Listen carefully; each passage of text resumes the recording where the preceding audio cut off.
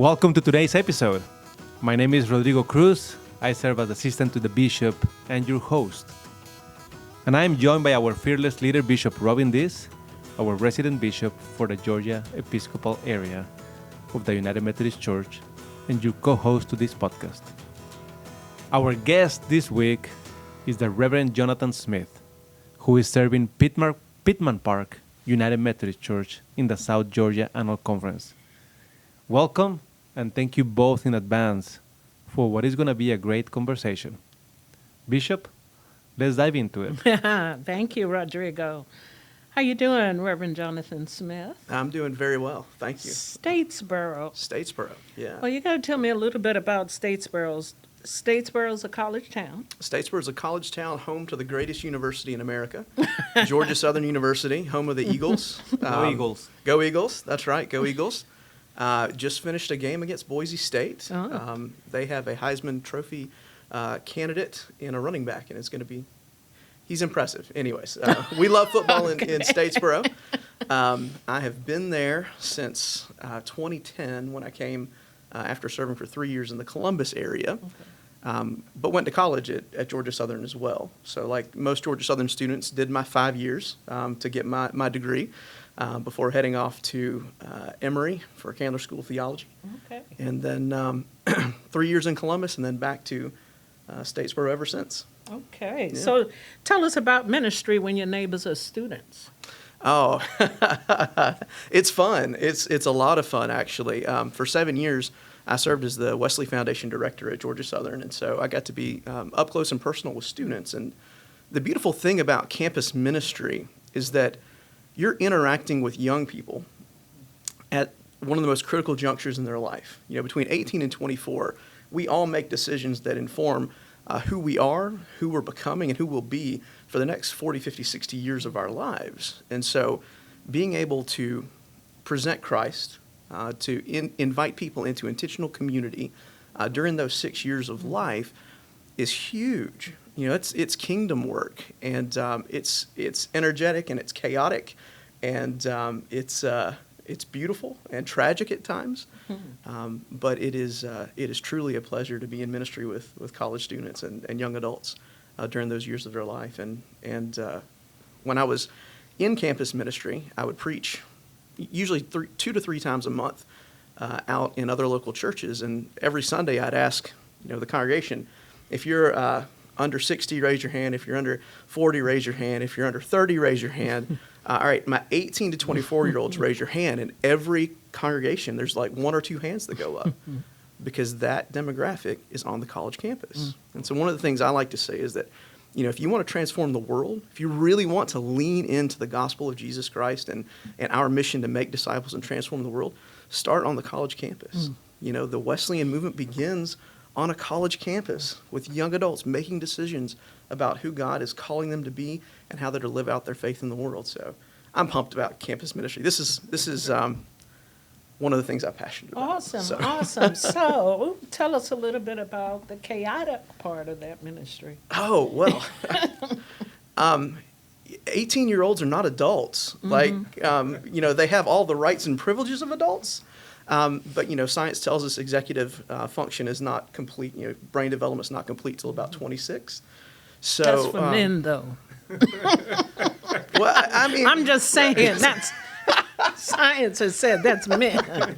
It takes them a little longer to mature. I would women. agree with that, actually, based on my anecdotal experience. The women in campus ministry led the way, and the guys came along often. But yeah, so it's chaotic because for the first time in these students' lives, they're having to figure out, all right, how do I take care of myself? How do I take care of my physical needs? How do I take care of my emotional and relational needs? And somewhere in there, they're having to figure out, how do I discover who I am as a disciple of Jesus Christ? For some of them, they've got no experience with church. So their interaction with a Wesley Foundation or a chaplain ministry is their first interaction with the church. Others come from churches where they've been passed through age-level ministries for years and years and years, but have never owned their faith for themselves. So the chaotic part is really figuring out how to care for themselves as they become the people that God's calling them to be. What has your experience been? Have you been experienced Wesley Foundation? In my undergraduate? Yeah. Yes. So it took you a while to develop, didn't it? Oh, it absolutely did. Yeah. Gosh, I can't tell stories because I minister in the town that I went to college. So, but, my freshman year of college, I show up from Richmond Hill, grew up on the coast, and thought I knew what I was doing, thought I had a plan for my life. I was going to be, doctor, lawyer, really thinking I was going to be a doctor. Started undeclared, but then decided biology. Turned out biology includes chemistry, and letters and numbers don't work in my world. So that didn't work out. And I had a really close friend, a former girlfriend who passed away at the end of my freshman year. Wow. Her name's Katie Brookshire. She, a lot of us knew Katie. And she was coming back from annual conference in Columbus, back to Epworth by the Sea, where she was working with Camp Connect. And she just, in a moment, was just here and then gone. Wow. And so I remember at the end of that freshman year, going to my home church, back to Richmond Hill UMC, and laying down in the Clyde Chapel and just praying the Lord's Prayer over and over again, because I it's the only prayer I knew. And I prayed to God. I said, Lord, I don't know what Katie had, but I want that for my life. Wow. Because the way I'm living right now, and I had lived my freshman year at college, it's not it. And God took that prayer way more serious than I did. 2 weeks later, I was back to being me, but God heard my prayer. Yeah. And over the course of the next few years, really brought me to the Wesley Foundation in about 6 months. Wow. Got me around some Christian friends who took me out of the typical Georgia Southern experience of partying and all that comes with football, and helped establish me as a believer. Then I started, volunteering with summer youth ministry projects like SALT and Lifeguard, these little mission teams that we'd send out. Got exposed to international missions through Wesley with Mission on the Move. Awesome. Down in Tapachula, Mexico, and ended up in Costa Rica for a spring break. Nice. And Wesley ended up becoming the president of the Wesley Foundation. And Wesley became my home. This was now my family. I had family back home in Richmond Hill, but Wesley was the place that rooted me and grounded me and said, you don't have to live like everybody else. Like, you can have the abundant life that Christ died for you to have. You don't have to go on living in sort of a continually diminishing kind of lifestyle. Yeah. So. Awesome. Wesley Foundations, I'll defend them any day. They make a difference. They do. They absolutely. They certainly did for me. Yeah. And they're our leadership pipeline. I say that all the time. That we've got to be there for the sake of the kingdom. Yes. But also for the sake of our church. Well, let's keep moving because Sure. they gave me a script that I need to follow. So, but as we look at our never mission, it never works. But as we look at our mission as Georgia United Methodist, you led the way last month. Your community went through terrible flooding. We did. And it sounds like Pittman Park United Methodist Church opened its doors to your neighbors. How did the United Methodist Connection step up? Wow. It's really interesting the way everything sort of unfolded. So, like I said, I grew up on the coast, Richmond Hill, grew up with hurricanes my whole life. When the hurricane comes, you leave town because what's going to come with the hurricane is high winds. You're going to have tornadoes. So you leave. We go to Atlanta, go to Macon, get away. I was convinced that this hurricane was not going to be a big deal. This was going to be a rainmaker. We've had rainmakers before. It was just going to rain. We'll be fine. Well, it rained. And it rained, and it rained, and it rained, and it rained, and pretty soon there was dams busting, and everything from Cypress Lake to Hagen Beach, all the way down to Little Lots Creek.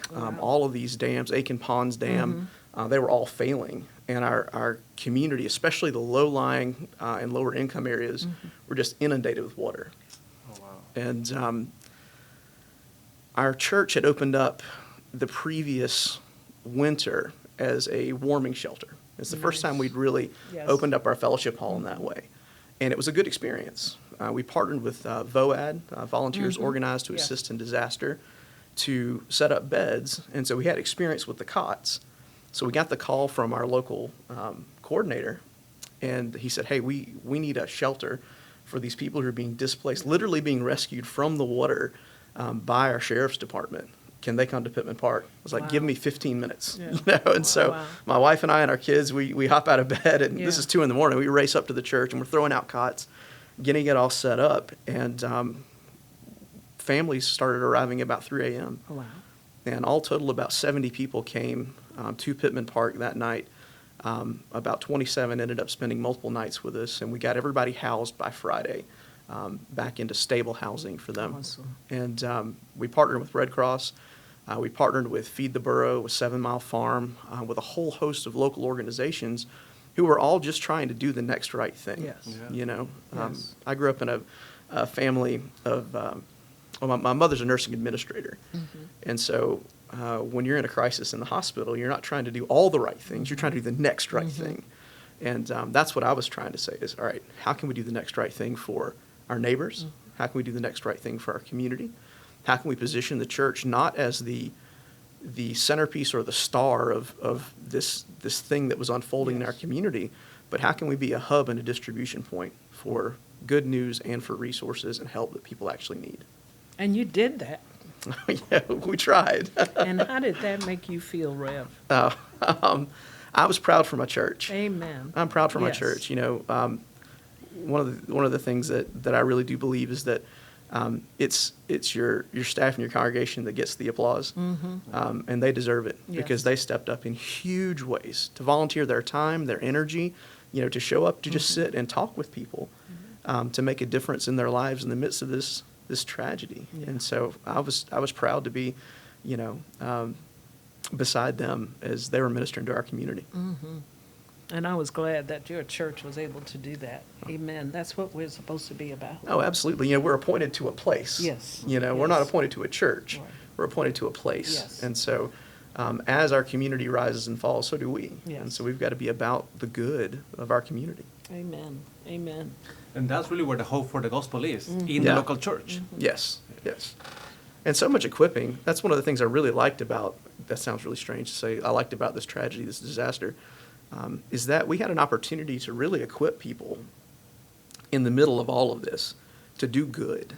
You know, we equip the saints for ministry, and this is a moment where we got to put our hands to that work. And so was thankful just for the opportunity. Well, and thank you. And to see how it all connects. Yeah. Thank you, Rev. Thank Yeah. you. Thank you. So, and in that story, right, how did that connection step up? How did that operate? So Kelly Crane, who is our South Georgia UMCOR representative, gave me a call and said, hey, I've got some flood buckets. We're trying to round them up. A friend of mine and colleague in ministry, Mike Bankston, who was at Wrightsville, was going to get flood buckets from Middle Georgia to bring them back down to us. So we had flood buckets within 12 hours of the storm. I mean, they were there on property. Kelly shows up with another shipment. I get a call from Scott Parrish, who's the North Georgia UMCOR rep, and that was great. Scott's amazing and really helped us coordinate getting the shower trailer down as well as more flood buckets. Another neat connecting point for the conference is, oh goodness, I've just lost his name. One of the guys that helped bring down flood buckets in the first days. His daughter is one of our PED scholars at Georgia Southern Wesley, so she's actually on staff. Becca is, and her dad brings down the flood buckets. And it was this neat moment of like, oh, God's in the middle of this, you know, like this isn't just some random person. Yeah, This is yeah. this is a friend of ours Yes, who's showing yes. up with resources. And the buckets just kept coming. And so at one point we were directing them other places because we sort of met the need that we had. Yeah. But UMCOR was there in the middle of it. They were there early and stayed through. The Red Cross was thoroughly impressed with the United Methodist Church and how we handled things. And I was proud, you know. Say that again, the United Methodist Church. Yeah. And Yeah. how we handle things. I'm proud, you what know, I'm talking about. we're the first ones in and the last ones out. You know, That's that's how we should be. That's it. That's the kind of church I want to be a part of. That's you it. know, that we're not going to quit in the middle of it because disaster's inconvenient or there's no glory here. You know, there's teams that are going to be mucking out houses for months. Yes. and our United Methodist churches get to be a part of that. Amen. That's what I'm talking about. So, Jonathan, if there's a pastor listening to this, any encouraging word, if they find themselves perhaps in isolation or in the midst of disaster or the unknown, any encouraging word for them? I mean, if you find yourself in isolation and you're in Georgia, call me. I probably know somebody near you. I'll be happy to share my contact information. Like, if you feel like you're isolated and you feel like you don't have anybody to talk to or anybody to relate to, please, please, please reach out, because we don't need to be in isolation. Right. We need to be hand in hand, That's partnering right. in the gospel, partnering to reach our communities and to help people who are in need. But as far as encouragement goes, keep doing the next right thing. You know what that is for your location. It's different for Statesboro than it is for Decatur, but you know what your next right thing is.